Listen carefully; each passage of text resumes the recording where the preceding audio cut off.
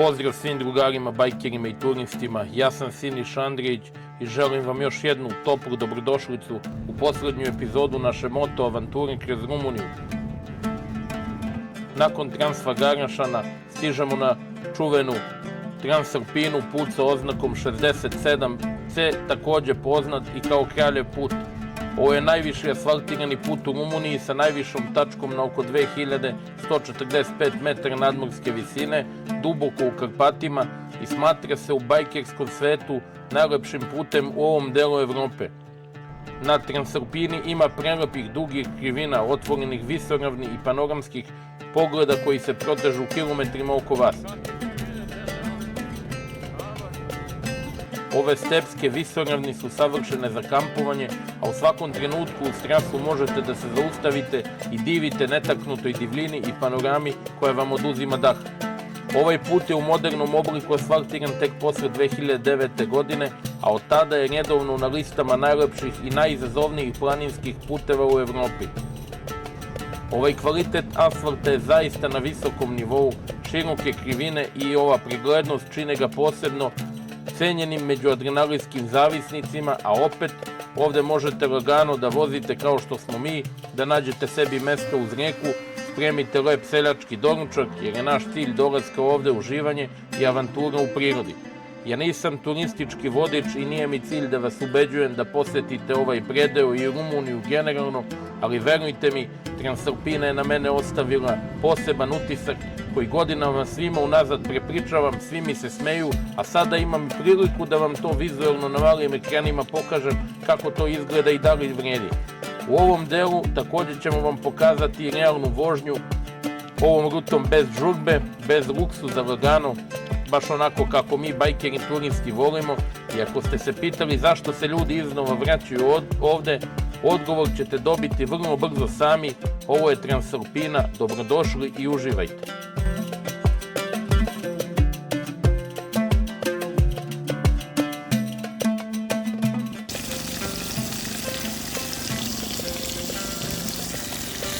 Naučio zanat ba to zvuče, a? Aha. Avanturu ovoga jutra započinjemo iz sela Saščori. Danas je 13. avgust, 25. godina. Bukirali smo ovu prelepu kuću sa prostranim travnjakom, bazenom i letnjikovcem. Ceodnevni boravak i cela kuća su samo za nas, uključujući i 2 spavaće sobe na spratu. Sve je čisto i pedantno, sve je na svom mestu. Dečaci su zahtevali kuću sa bazenom, pa smo se odlučili za ovo prelepo seosko domaćinstvo. Gazdarica Maja, predivna prijatna dama, nas je uputila u sve sadržaje doma. Ovo prelepo dvorište sa sadržajem za decu, tu je i sala za proslave uređena u top stanju za veće grupe, proslave i raznorazne aktivnosti i zabavu. Aparat za espresso i Savin ventar su tu da ne trošimo svoje zalihe kafe i šećera, jer nas čeka dug put do osipaonice, a kao bonus ja sam snimio i ovaj kokošinjac gde ove koke nose domaća jaja, nama preko potrebna za doručak. Jeste da su cigani skloni krađi i prevarama, ali nisam baš teo za jaja da se brukam, da kradem, tako da sam ternuo drugare seljane da se oni organizuju i uđu u kokošinjac dok nema nikog i ukradu nam neka jaja za današnji doručak. To je ipak njihov reon, njihova branša, proizvodnja i stavljanje u promet poljoprivrednih dobara. Vuklo se slamke ko će krade jaja i morao je Nikola, nažalost. A Dejan je za to vrijeme nazdravljao gazdi i njegovu domaću rakiju. Ja sam samo gledao, držao sam stražu, ja nisam ništa kriv ako nešto bude. Cena za ovo lepo zadovoljstvo, pitaćete se sigurno, koštalo je samo oko 70 € na 3 dela smo podelili. Nije neka para za ovako lepu, čistu, pedantnu kuću sa veoma lepim dvorištem i sadržajem. Za sve polaznike na Transalpinu preporučujem Casa Maja, nećete se pokajati.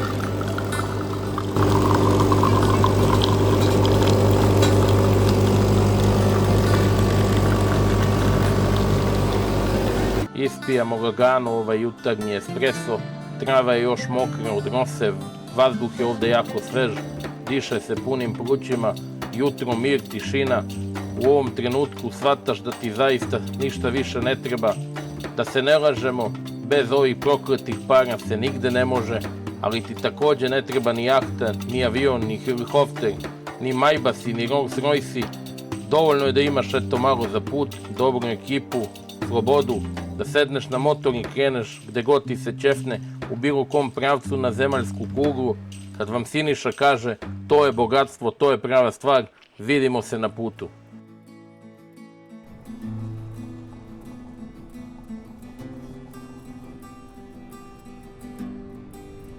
Napuštamo lagano smeštaj i krećemo put Transalpine. U centru sela ima marketa, tu svraćamo da dokupimo stvari za put. Nismo jaja stvarno ukrali, malo se šalim, taman posla, nismo mi banditi. Nećemo se brnkati za sitne pare. Na putu srećemo i druge bajkere takođe, oni ovde su verovatno noćili, pozdravljamo ih. Vidjet ćete i sami koliko je ova trasa popularna i posećena od Sebeša preko Petreštija, Saščornja, Šugaga pa sve do Laku Oaza, to je jezero Oaza. Svuda ima smeštaja za svačiji džep, ali u sezoni zna da bude gužva, a što smo bliže vrhu smeštaja imam osjećaj sve skuplji, pa rezervišite na vreme. Stajemo u market u centru sela, kupujemo piće, hleb, sokove, pivo ostavljamo za kasnije, dok vozimo pijemo samo kafu i sok. Vozi se kroz ova sela, teren je uglavnom blagog uspona, a do pumpe imamo oko 15 km, to je jedina pumpa na ovoj strani prevoja, zapamtite. Šugag, mala pumpa, ne zaboravite tu da tankate, znači put je solidan, hrapav, guma drži super, ima dobar grip, ali nema žurbe. Ova jutarnja temperatura oko 24, još nije asfalt ugrejan kako treba, prijatno je za vožnju i ovaj tempo ovako baš prijatno. Plan nam je danas da pređemo celu Transalpinu i vratimo se kući u Osipaonicu. Vožnja kroz ova sela i ove šume je jako lepa, komunikacija nam radi savršeno. Što se potrošnje tiče, Dekijev motor troši negde tu oko 4,5 litara, Nikola oko 4, a moja Yamaha u proseku 3,5 litara.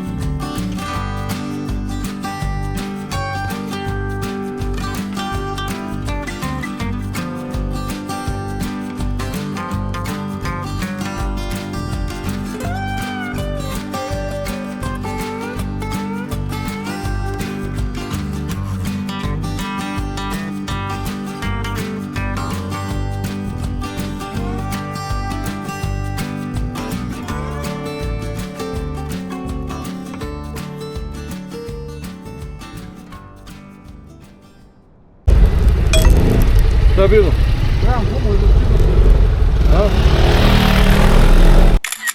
Od pumpe u mestu Šugag do trenutne lokacije pored jezera Tau Bistra ima oko 20 km kroz krivudave puteve i lepe šume sa blagim usponom. Tau Bistra je akumulacioni rezervar nastao podizanjem brane na reci Sebeš. Ovo nije klasično planinsko jezero, ali je lepo mesto za kratku pauzu, fotku i predah uz vodu pre nego što nastavimo uspon.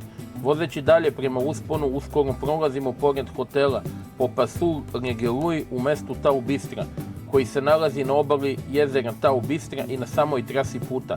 Ovaj hotel je popularna tačka za odmor sa restoranom, terasom i pogledom na vodu. Stvarno je prelepo, idealno je mesto za one koji žele da se zadrže duže, da ovde prespavaju, pojedu nešto ili samo uživaju u prirodi pre nego što nastave dalje. Mnogo bajkera tu staje, vidite i sami, baš je onako lepo i posećeno.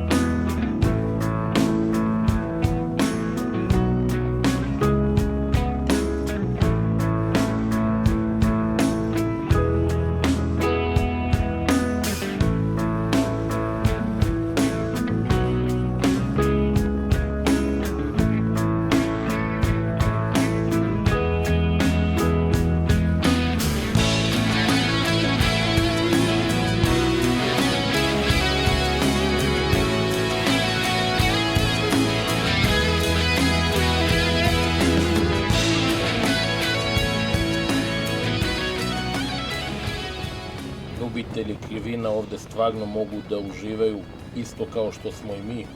Ja neću da vas lažem, malo smo ga i mi garali, jednostavno naiđe takav vibe, ponesete put, asfalt je top kvaliteta, krivine su lepe, pregledne, nema odruna ni kamenja po putu. Jedino na šta treba obratiti pažnju jeste izlazak iz krivina. Dešava se da vozači automobila iz suprotnog smera malo skrate sebi putanju, pređu u tvoju traku. Ljudi se opuste, očarani predalima, tempo ih ponese i oprez im malo popusti. Kolovoz je ovde nešto uži, a na pojedinim deonicama ograničenje je čak 30, što, da budemo iskreni, baš i mi ne poštujemo uvek. Gazimo dalje kilometre, uživamo u hladovini, borove šume sa obe strane, temperature oko 26 stepeni idealno za vožnju, vozimo jedan za drugim, puna koncentracija, sve pod kontrolom, top priča i još bolji doživljaj. Fenomenalno smo spavali, odmorili se lepo, iako su sinoć pale 3 vrste piva, odmor je ključ svakog putovanja, kad si neispavan, nervoza raste, koncentracija opada, a to direktno utiče na vožnju. To je bar kod mene slučaj, nadam se da i kod ostalih. Ovog jutra je sve krenulo kako treba, kvalitetno, smireno i dobro organizovano. Ekipa normalna, niko ne srlja, niko se ne dokazuje ko je brži, svako vozi svoj tempo, bezbednost i dobra energija su nam na prvom mestu. U komunikaciji se smenjuju teme i anegdote sa asfalta, očarani smo svi ovim predelima, a svi problemi i obaveze ostaju negde daleko iza nas. Ovde se samo razmišlja o putu ispred sebe i baš zato mi ovako uživamo i zato nam je lepo u ovoj vožnji i zato je ova Transalpina zaista prava ruta za sve zaljubljenike u prirodu i u ovako lepu vožnju.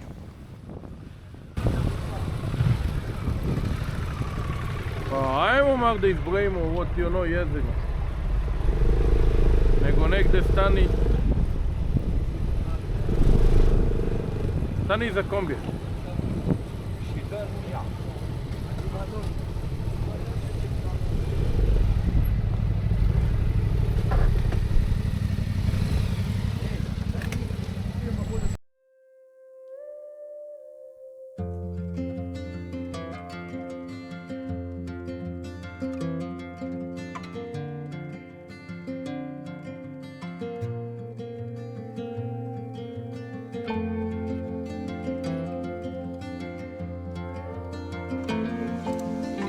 Stižemo na branu i jezero Oaša, divno mesto na Transalpini. Na prvi pogled izgleda kao prirodno planinsko jezero, ali je u stvari veštački rezervoar nastao izgradnjom brane na reci Sebeš još krajem 70-ih i početkom 80-ih godina. Jezero Oaša leži na oko 1250 metara nadmorske visine i zadržava ogromnu količinu vode, oko 136 miliona kubika vode koja se koristi za oko 150 megavata struje. Površina jezera je oko 4,6 km², ispod nas duboko u planini nalazi se hidroelektrana Galčak, sve je skriveno pod zemljom, tiho radi, a daje struju velikom delu ovog kraja. Transalpina ovde direktno prolazi pored jezera i preko same brane. Nema gužve kao na nekim drugim atrakcijama, nema preterane komercijale. Gore na brdu ima jedan bife i park štandova sa suvenirima i džidža-bidžama. Možete kupiti suvenire, od svega pomalo. Mi smo tu kupili nalepnice sa rute i zalepili ih na vizir, da se u selu zna ko je bio na Transalpini, a kome će ovo, nažalost, ostati neostvarena želja. Suvenir od 5 lea znači 1 euro, a mnogo će značiti, pošto volim da se dokazujem, kad se vratim u selo, se boranija kuva ispred Hiltona, a ciga dođe sa oblepljenim skuterom i nalepnicama sa rute, te se svi pitaju i postavljaju glavno pitanje: gde to bio ciganin, bato?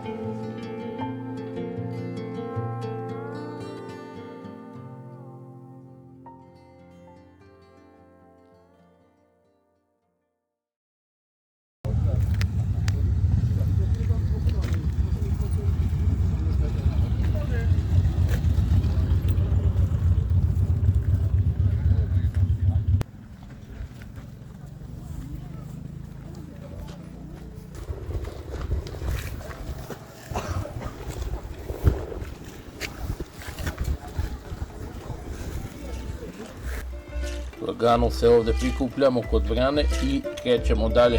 Oko 11 je sati, kao što vidite, jedni odlaze, drugi dolaze. Nezaobilazna je ovo tačka na trasi, svi ovde prave 10-minutne, 15-minutne pauze, 20-minutne pauze, kako kome šta odgovara, tako i mi kratko stajemo i nastavljamo dalje. Do veoma važne raskrsnice, evo na mapi ovde možete da vidite, do veoma važne raskrsnice u mestu Obaksijalotruji ima oko 25 km. Tu ćemo stati, napraviti pauzu, malo prošetati i razgledati šta ima okolo.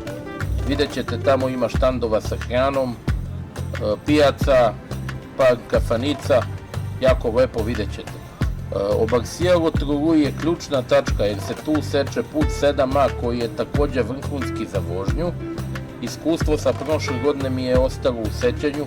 Tada sam išao od Novacija do Sebeša i kod ove brane Oaša se zadesila veliko nevreme, padao je grad, pa sam bio prinuđen da se vratim, nisam mogao da izvezem do kraja i morao sam da se vratim i noćio sam u Petrošani.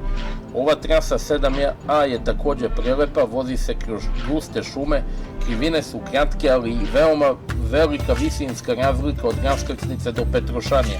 Ceo put prati potoke, priroda je netaknuta i to isto vredi izvozati. Malo je manje komercijalizovano, ali vredi izvozati. Na drugu stranu, prema Brezoju i Vojne Aziji još nisam išao, ali to je plan za sledeću avanturu, kada se ponovo vratimo ovde, Bože zdravlje.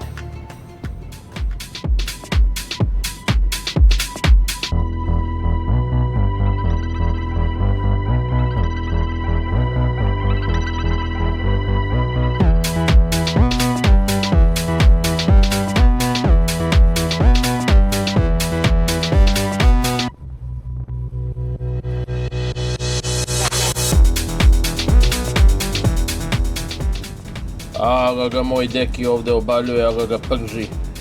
Obaljuje ga kroz ove krivine kao dete kad se igre sa zečkom. Osjećaj je fenomenalan, mi ga pratimo, ovaj asfalt drži brutalno. To je onaj hrapavi asfalt, znate svi, taman dobro drži da imaš poverenja u motor i u gumu. Priroda je sa obe strane, šuma, zelenilo, cveće raznih boja, ljubičasta, zelena, brown, sve u isto vrijeme bukvalno doživljaj. Verujte mi, zbog ovoga se vozi motor, ovo je terapija i rehabilitacija, a ne noćni provodi po klubovima i po kockarnicama. Bilo je svega u mom životu, ali mi je doktor u posljednje vreme prepisao samo ovakve terapije, motorni beg u zelenilo, van nervoze, van stresa, Ne znam zašto, ali u zadnje vreme baš i prija mi ovo drveće i zelenilo, kao da me tata pravi u divljinu u šumu, ko zna. A ja vas sada da pitam, da li vi znate zašto toliko ljudi vole zelenilo i prirodu? Pišite u komentarima vašim.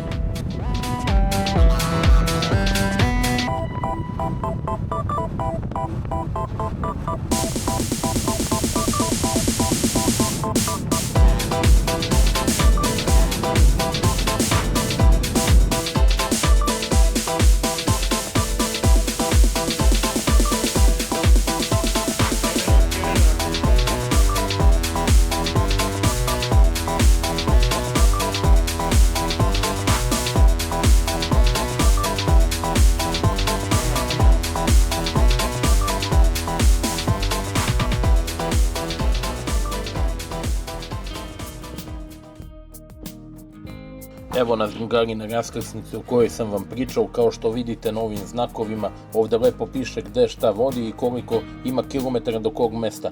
Levo je Vojneaza, desno je Petrušani, to je put 7A.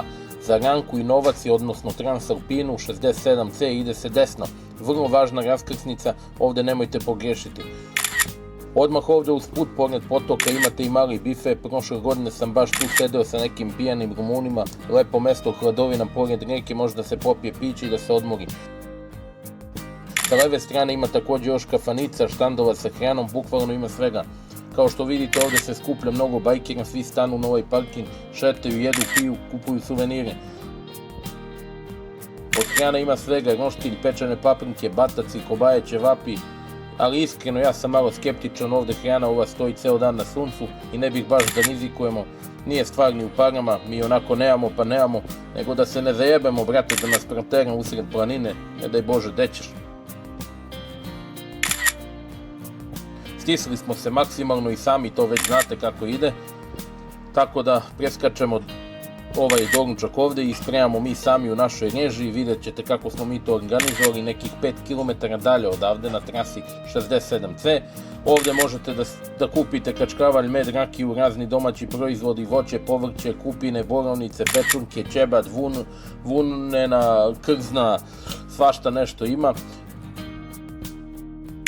Evo vidite sad kakva slučajnost, prošle godine u ovo vrijeme isto, oko 14. avgusta sam bio tačno ovdje i to solo mojim skuterom. Nosio sam ovu istu majicu, moju omiljenu, sva izbledela, nažalost od pranja, ali nema veze.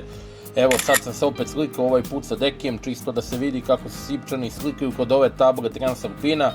Ovi Instagram pozeri po kraju, ako žele nek mi pošalju svoju sliku, ja ću da im uradim fotomontažu, da imaju šta da izbace na ove društvene mreže. Grota, brate, da se ne kurčimo samo mi da smo bili negde, neka i ostali imaju lepu uspomenu.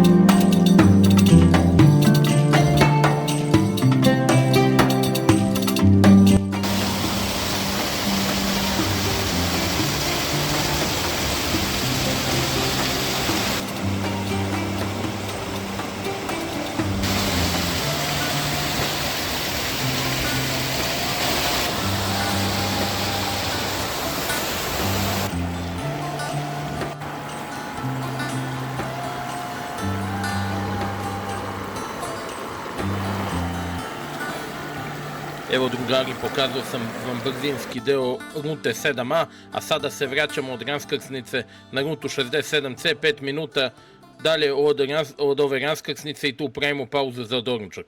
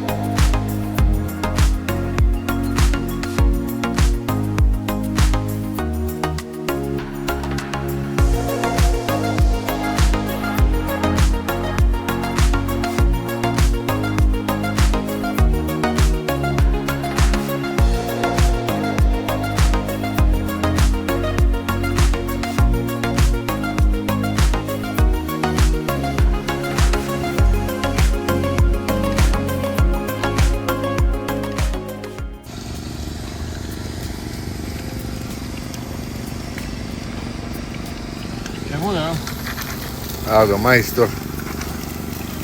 Glavni odgovorni.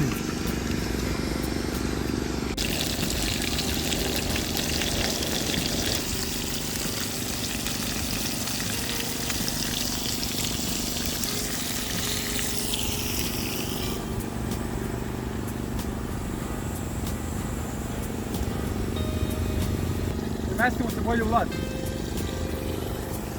Misliš, o? Smeta ti sunce, a?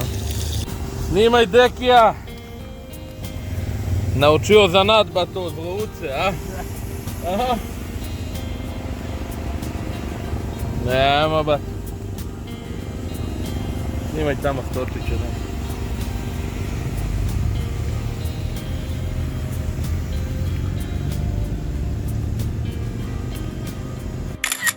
Nakon par kilometara dalje od ove raskrsnice sedamo uz reku i tu spremamo ovaj doručak sve u fulu. Dimljeni vrat tanke rumunske kobaje preukosne su, jajca na oko, Deki se uvežbao da sprema. Imamo hladno piće, pored nas je pregrž zelenila, žubor vode, hladovina, mesto za poželeti, za odmor, za predah. Snašli smo se za ovo prelepo mesto, dozvolila nam je jedna gospođa tu.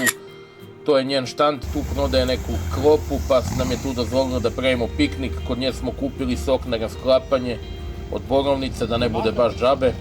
Također vidimo i ove cigančiće kako trče za ovim bajkerima koji su tu noćili u šumu, u šatori, svaka im čast, to su za mene pravi junaci. To je i meni želja jednog dana da se kupam u hladnu rijeku i da postavim šatru, da ložim vatru, da pečem kobasice i da živim slobodnog duha, jer me to u ovim teškim vremenima jedino ispunjava.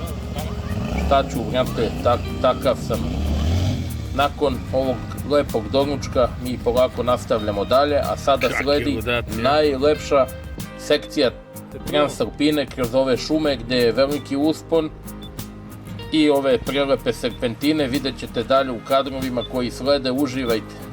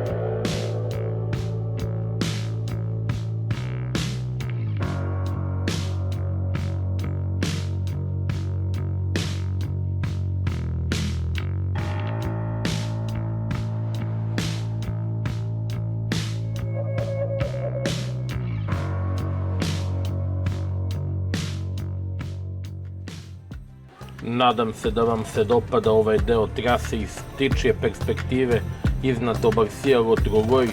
Ovo je, koliko sam uspio da zaključim, san svakog bajkera, gde god da pitaš, koga god da pitaš, samo pozitivne ocene za ovu deonicu, a kad vidiš kako izgleda odozgo, odmah ti je jasno i zašto. Ogromna posećenost, ljubitelji adrenalina i uzbudljive vožnje dolaze sa svih strana sveta.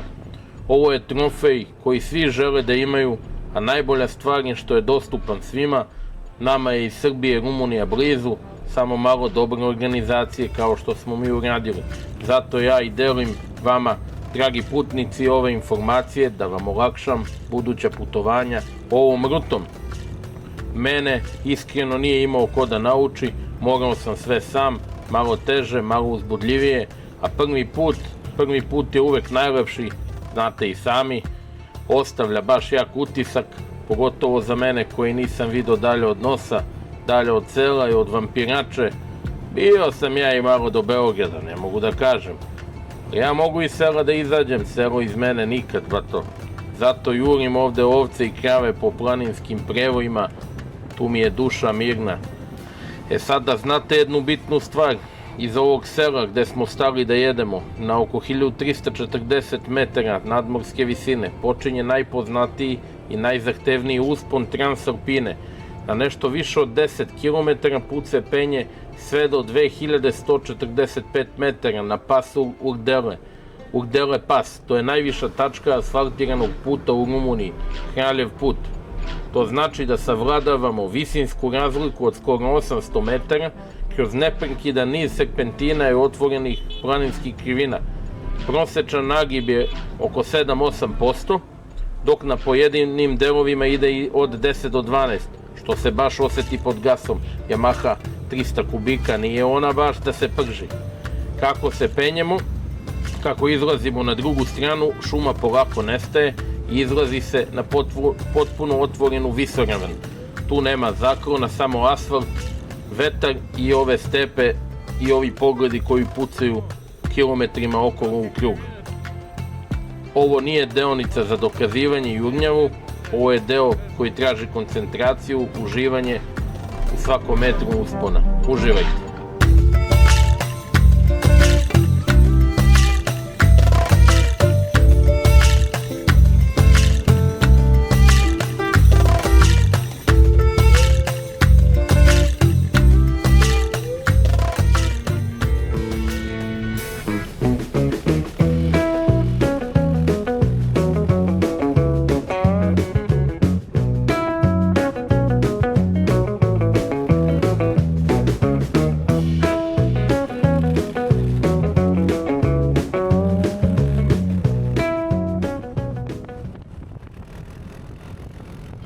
Po izlasku iz šume izlazimo na otvoreno i sa desne strane nailazimo na Stana Štefanu na oko 1900 do 2000 metara nadmorske visine. To je pastirsko domaćinstvo, uglavnom aktivno od juna do septembra. Oni na licu mesta tu prave domaći sir, kačkavalj, urdu i kiselo mleko. Takođe je vrlo poznata tačka za pauzu ka usponu Transalpine. Ovde bajkeri staju da odmore, turisti kupuju domaće proizvode, a po stada okolo koje prelaze put morate voditi računa za njih. Takođe tu su ova krzna, nisu za modu, nego su za planinu, zato se ljudi sa time slikaju. Može se takođe popiti nešto i prezalogajiti, ne znam tačno šta imaju u ponudi.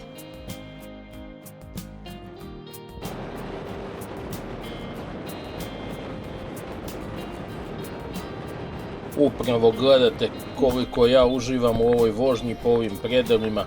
Nalazimo se u potpuno otvorenom stepskom delu, nema ovde nijednog drveta, sve je žuto. Vidite i nagib terena, asfalt je perfektan, hrapav, sa odličnim gripom, baš onako kao što sam pričao. Penjemo se dalje i ispred nas je prevoj na par kilometara u Urdele pas.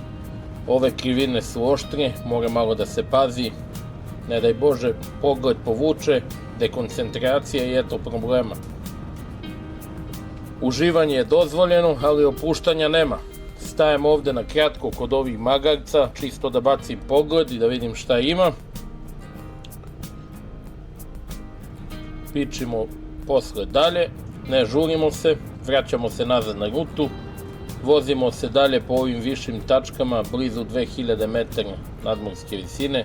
Nemam GPS, ali smo visoko, osjeća se, duva, vetar brnje, neki vetar katastrofa. Ovaj asfalt je i dalje odličan. Sledeća važna tačka je ova pijaca, tu može da se stane, da se skrene s puta, da se ode malo uzbrdo, da se napravi neki piknik, neki kamp. Stvarno je lepo, evo par kadrova iz drona, uživajte.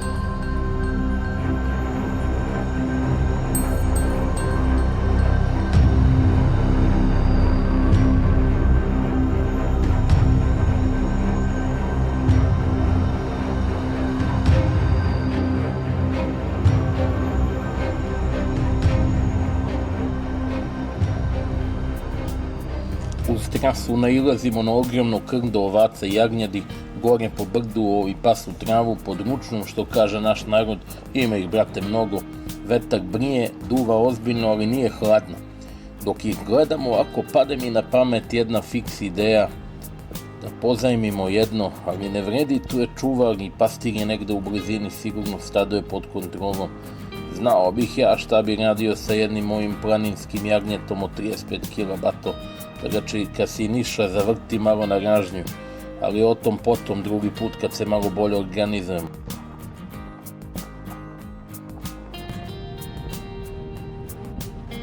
Ovo je fantastična deonica, vrlo uzbudljiva, takođe po meni najlepša, prelepe su ove krivine, obuzmete neki čudan osjećaj, ne može to parama da se plati. Koliko god ja pričao i objašnjavao, to nije isto, ovde čovjek mora da dođe da bi ovo doživeo. Lifetime experience, životno iskustvo, ja ovo svima preporučujem. Osjećaj slobode i pobede kao da nisi na planeti Zemlji, ovi pejzaži su nestvarni, ove krivine se nižu, imaš opciju da voziš brže, da voziš sporije, kako god put te sam vuče, koji god tempo da bereš, sve je u fullu, asfalt je čist, nema kamenja, nema odrona, održavaju vrhunski ovaj put za divno čudo.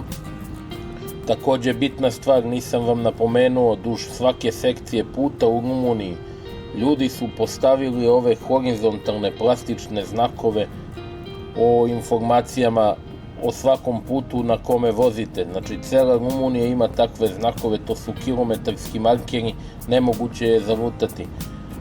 Oni daju informaciju o ruti na kojoj vozite i koliko imate do sledećeg mesta i postavljeni su na razdaljini od kilometar do 2, sve zavisi.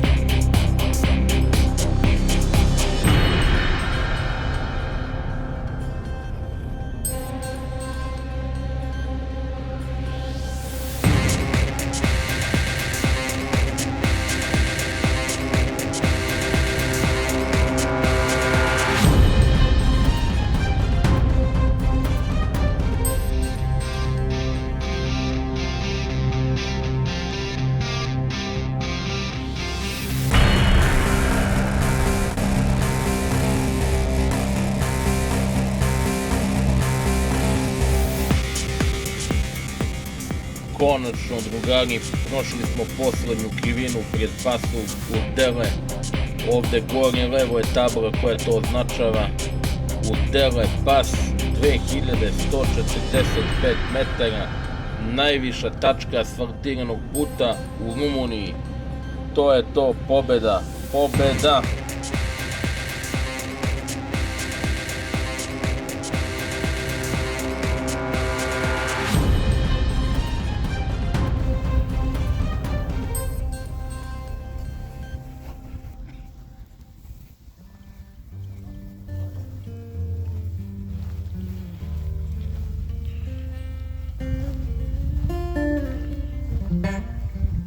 E pa drugari, evo nas pri kraju našeg lepog druženja. Momci i ja polako uživamo u pauzi, pravimo po jedan espresso iz ovog aparata američke proizvodnje Altin Nano, da popijemo i uživamo u pogledu na Ranku dole. Ovo je naseljeno mesto koje vidite sledeće na ruti. Odavde počinje silazak sa planine, izbijamo u Novac i paljba za osipaonicu. Daću vam i neke okvirne troškove koje smo mi imali, možda će vas zanimati. Znači gorivo je bilo oko 100 eura, smeštaj oko 50-ak, tekući troškovi, hrana, piće, suveniri, kartice i ovo što smo kupovali usput, to je još nekih 150 eura. Dakle, sve skupa 300 eura za 3 dana. Vi prosudite sami da li je to mnogo ili malo i da li vredi sve što smo videli i doživjeli za tih 300 eura. Potrudio sam se da vam dam sve neophodne informacije, pa ne zamerite ako sam nešto izostavio, molim vas. Ako vam se ovaj klip dopao, lajkujte, komentarišite i napišite kako biste vi ovo drugačije organizovali, da čujemo vaše mišljenja. Siniša vas sve pozdravlja, javljajte se drugari da organizujemo zajedničku vožnju, uvek sam raspoložen za druženja, možete mi pisati na Facebooku ako vam treba još neka informacija. Vidimo se na putu, sve najbolje vam želim i zapamtite, život nema reprizu, svoja zadovoljstva ne ostavljajte za kasnije, jer kasnije možda neće biti. Sve najbolje, čuvajte se, vidimo se.